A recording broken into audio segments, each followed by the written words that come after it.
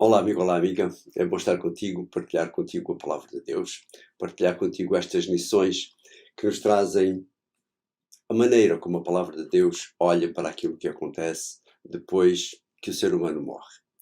E por isto ser tão importante para nós, eu convido-te a que partilhes com os teus amigos, quer o link da Rádio Tranquilidade, onde nos estás a ouvir, ou então, se nos estás a ver através dos nossos canais de YouTube ou a nossa página de Facebook, 2 minutos com ele, partilha também com os teus amigos.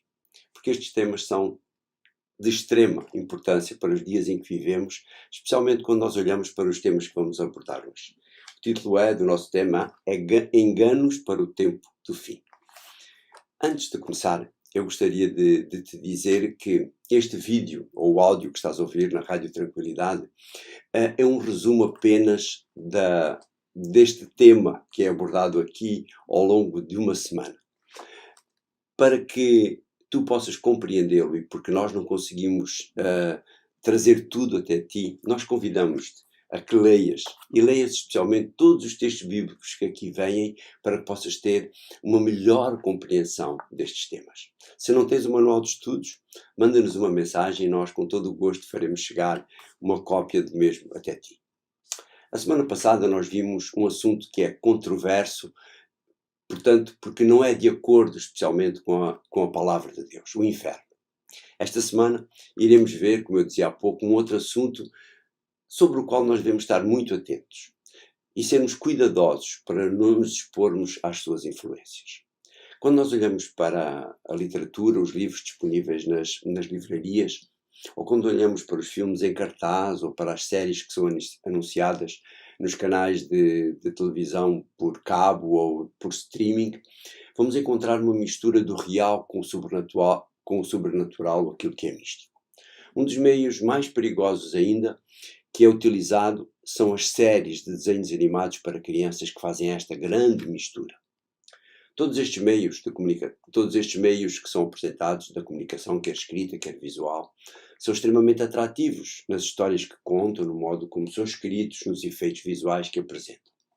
Paulo, mesmo tendo escrito há quase 2000 anos, já nos advertia para isto, baseado não só no conhecimento bíblico, mas também naquilo que era comum na sua época. Por isso, escrevendo aos Coríntios, na sua segunda carta, no capítulo 11, nos versos 14 e 15, ele adverte-nos assim: não é de admirar, pois, até que o próprio diabo se disfarce em anjo de luz. No verso 15 ele continua: por isto não é nada de extraordinário que eles, que na realidade estão ao serviço do diabo, se disfarcem em pessoas que trabalham na realização da vontade de Deus, mas eles terão o fim que as suas obras merecem. Está a falar aqui dos agentes de Satanás, dos anjos de Satanás. No livro de Gênesis, nós vemos a forma como a forma que ele toma para enganar Eva. Quem é capaz de se disfarçar numa serpente pode também disfarçar-se num ser humano para enganar outros seres humanos. Vamos ver então alguns dos meios que são utilizados para este engano. Comecemos, por exemplo, pelo misticismo. De acordo com um dicionário, a definição de misticismo é atitude caracterizada pela crença na possibilidade de comunicação direta com o divino ou com a divindade. É uma corrente religiosa ou filosófica que considera o êxtase uma forma de conhecimento do transcendente.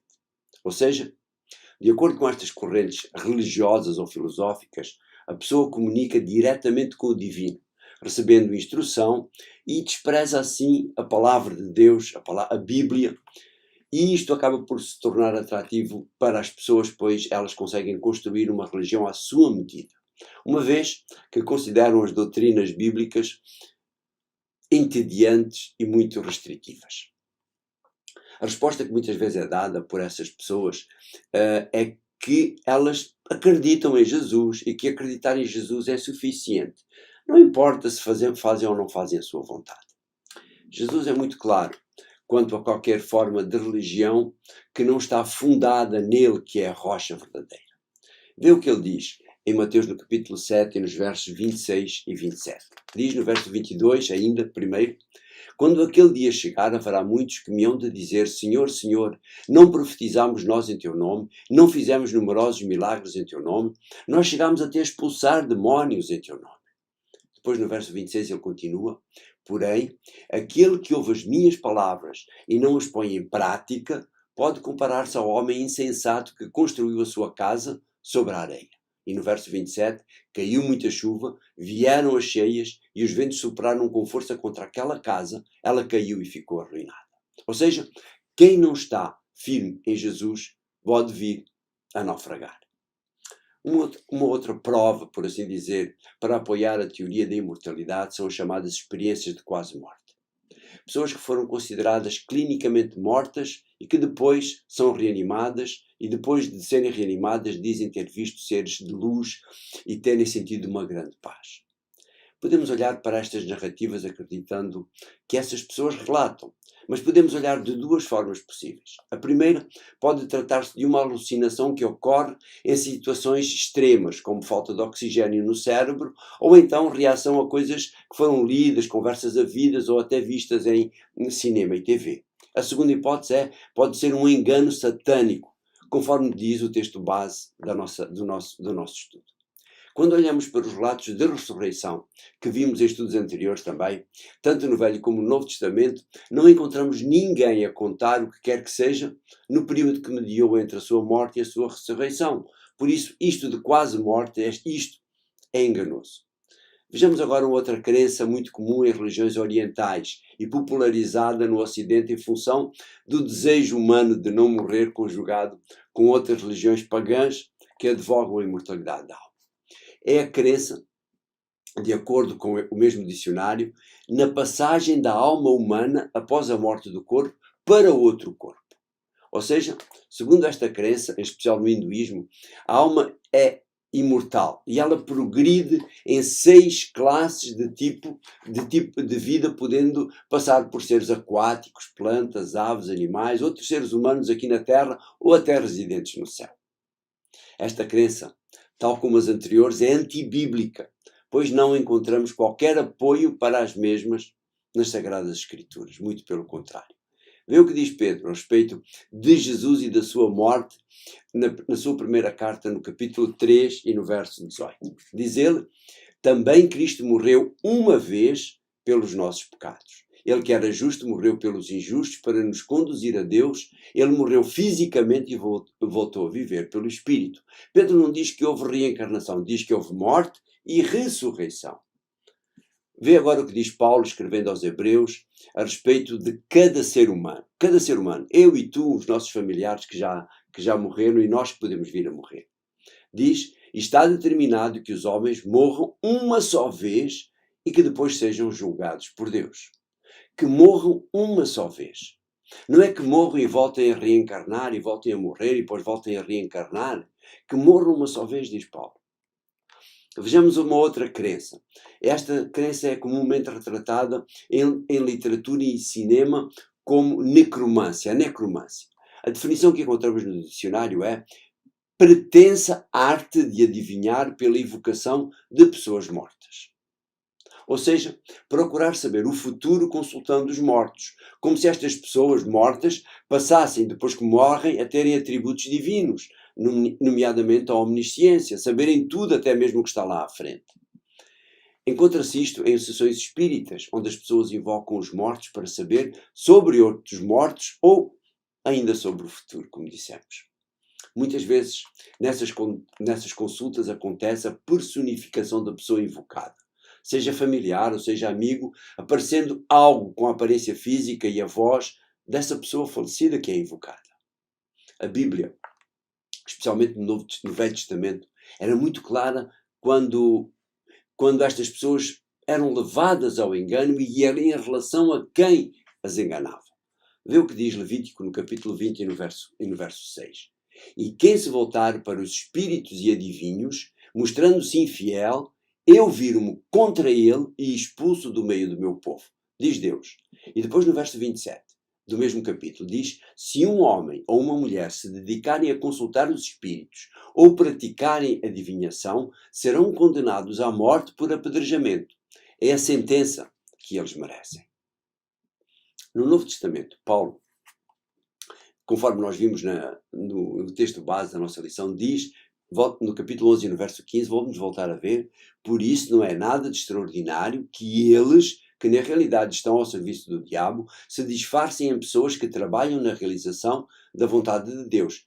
Mas eles terão o fim que as suas obras merecem. Ou seja, essa personificação é de seres, de anjos, de Satanás. Paulo é claro, são anjos de Satanás que se disfarçam, tal como ele se disfarçou no Éden. E ainda, escrevendo aos Efésios, Paulo adverte-os e adverte-nos a nós também sobre contra quem nós temos que lutar nos últimos dias. Os seres humanos podem tirar-nos os bens, podem tirar-nos a vida, mas existe alguém que nos quer tirar algo mais que tem a ver com a nossa eternidade. No capítulo 6 e no verso 12 da carta aos Efésios, Paulo diz assim: pois não é contra seres humanos que temos de combater, mas contra poderes e autoridades que dominam este mundo de escuridão e contra os espíritos do mal que não se veem. Sim, prezado amigo ou amigo, por trás destas crenças está alguém que sabe qual é o seu fim desde o momento em que se rebelou contra Deus e foi expulso do céu. Ele ficou a conhecer o plano da salvação e através desse plano da salvação ele sabe qual é o seu fim. Sabedor disso, ele quer arrastar o maior número possível de pessoas, de seres humanos, para a sua destruição eterna. Para nós podermos vencer, nós temos de estar preparados para esta guerra com a armadura que o Senhor nos fornece. Lá no capítulo 6 e nos versos 10 e 11 da carta aos Efésios, Paulo diz que esta armadura é a seguinte: de resto, sejam fortes no Senhor e confiantes no seu imenso poder. Revistam-se da armadura de Deus. Só assim poderão resistir aos enganos do diabo. Depois, nos versos 13 a 18, ele vai descrever as peças desta armadura intemporal. Por mais astutas e sofisticadas que sejam as armas que o inimigo utiliza, quem projetou esta armadura dá-nos a garantia de que ela funcionou no passado, funcionou com ele e funcionará connosco, quer hoje, quer no futuro. Apeguemo-nos, pois, a esta armadura. Vai lá ver, tem curiosidade, vê nos versos 13 a 18 a descrição que Paulo faz desta armadura. Obrigado, bom Deus. Tu dás-nos o conhecimento, tu previne-nos para aquilo que vai acontecer. Tu ajuda-nos e dás-nos os instrumentos para nós nos podermos defender. Obrigado por isso, obrigado pelo teu amor, obrigado pelo teu cuidado. Te agradecemos tudo isto no nome santo de Jesus. Foi bom estar contigo, foi bom partilhar esta lição contigo e para a semana nós vamos ver um pouquinho mais sobre a mundividência bíblica, continuar neste tema. E vamos ver aqui como a palavra de Deus nos pode ajudar a olhar para tudo isto e tirar as melhores lições para cada um de nós. Um abraço e até para a semana.